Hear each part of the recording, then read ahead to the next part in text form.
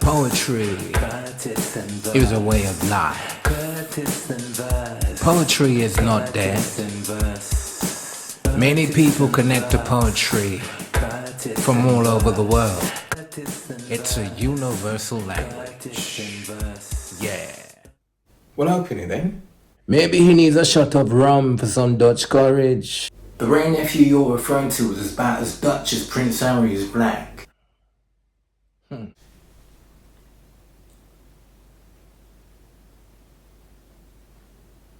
Hey, sperm donor.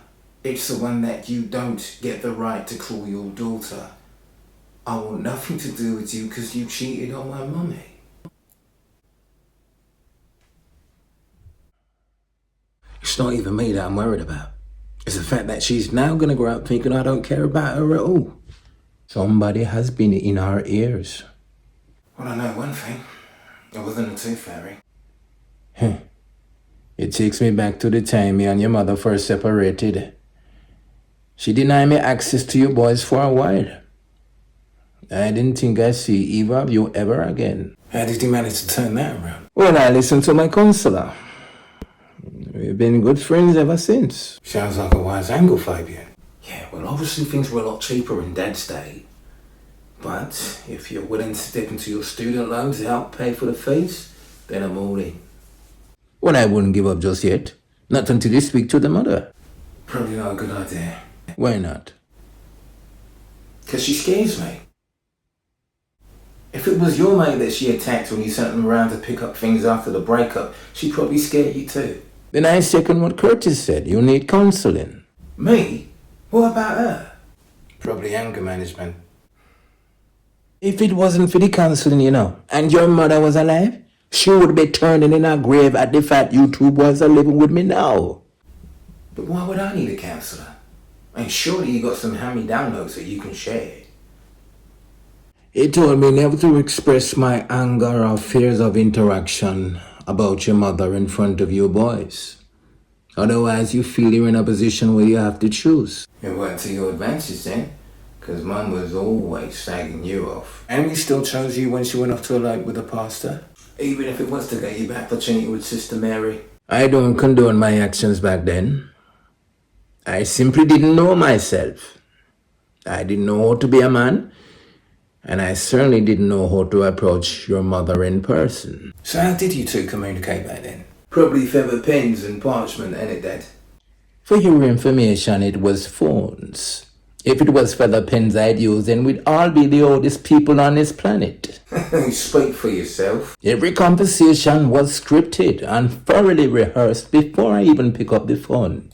So this counsellor of yours, bit of a playwright, was he? Must be so. His name wasn't William, was it? Lightbulb moment. I think I've just had an epiphany. There he goes again. I'll tell you, these epiphanies of yours are starting to happen quite frequently, aren't they? Go on in, let's hear it. I was thinking, my coming assignment for my creative writing course is to compose a one-act play. Maybe I can get the practice in by coming up with a draft of a conversation for you and, what's her name? Katie. I think he could be onto something, Well, in that case, I'm going for a power nap on the sofa. Give us a shout when you got something. On it. Don't make it too soft though. She'll eat me alive.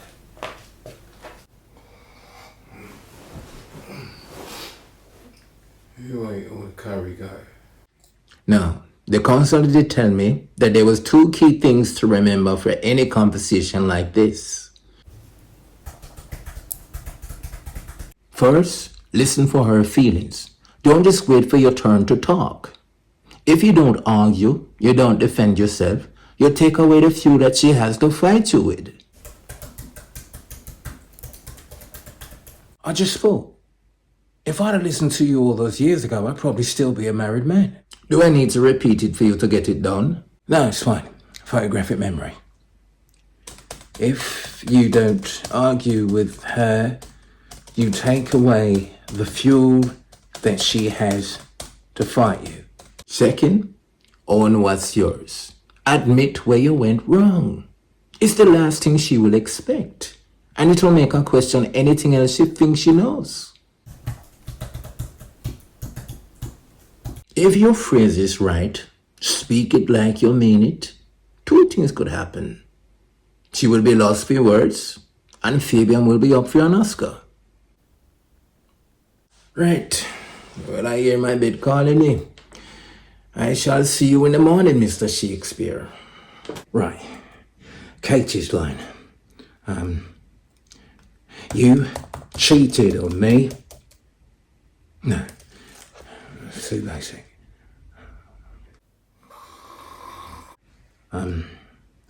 Fabian's line. Before we start this conversation, I just want to say I'm sorry. I'd never say that.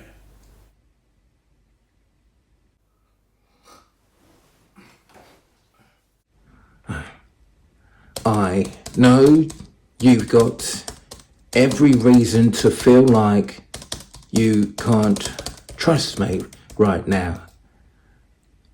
I've made mistakes, I've let you down, and I own that.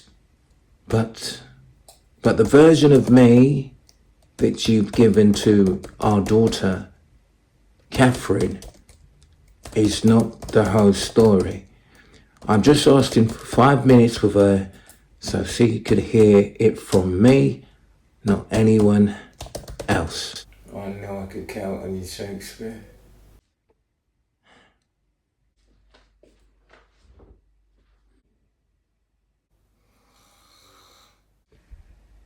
Rise and shine.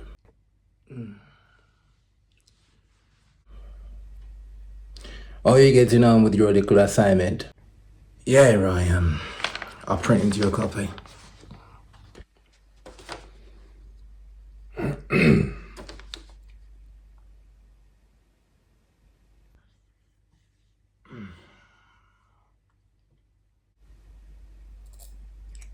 This is exceptional. So you like it then? You take on notes very well. All we need to do now is help Fabian achieve an Oscar-winning performance. You need to take it to a place of urgency. Ask yourself, what would be the worst case scenario if you don't meet your objective with this phone call? Well, that would be me not getting the chance to wave her off from the gate as she leaves in a stretch limousine on the way to her prom night. If that is what tugs your heartstrings, use it. Right, let's take it from the top. You're the one that broke my heart. You sound very upset. And I'll admit, I never should have gone there. And that bit you said about me being selfish, you were right. Where is all this coming from? A moment of reflection. See, I've had a lot of time to think. And I want to do right by our daughter. By giving her the chance to have two parents in her life. Because that's what every child deserves. You get a month's trial. If you slip up once, you'll never see her again. Consider it a pinky promise through the phone.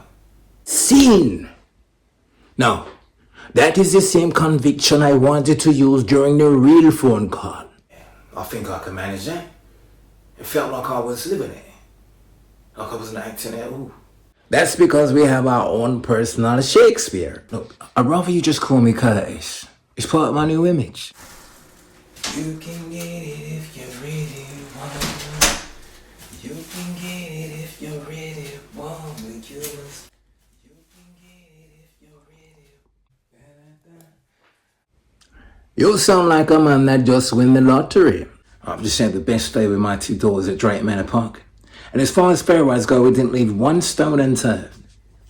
Do you know they actually even twisted my arm into getting on the roller coaster? That's good. Maybe if they pull the ever arm, they might convince you to buy a passport so you can board your first plane. What's important is I grab every opportunity to make memories with my two girls. And tolerate their mums for as long as I have to make it happen. Before you know it, they'll be waving goodbye from a stretch limousine on their way to their prom. Yeah, and I'll be ready. To Poetry is a way of life.